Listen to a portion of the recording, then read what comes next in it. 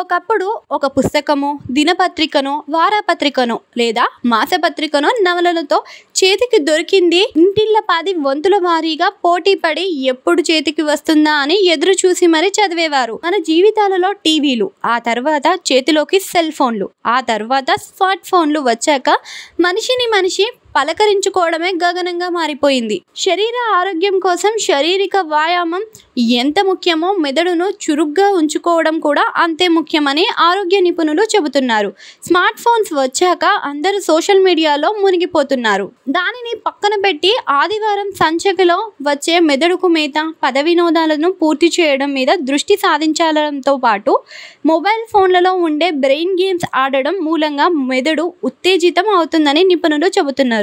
ఇక డాన్స్ వచ్చిన వాళ్ళు డాన్స్, కుట్లు, అల్లికల ద్వారా కూడా ఏకాగ్రత పెరుగుతుందని చెబుతున్నారు. మడిసన్నాక కాసింత కళాపోషణ ఉండాలని ముత్యాల ముగ్గులో రావు గోపాలరావు చెప్పినట్లు మారుతున్న జీవితాలకు అనుగుణంగా మన శరీర, మానసిక ఆరోగ్యానికి వివిధ రకాల వ్యాయామాలు అవసరమని గుర్తించి మసులుకుంటే మంచిదని చెబుతున్నారు.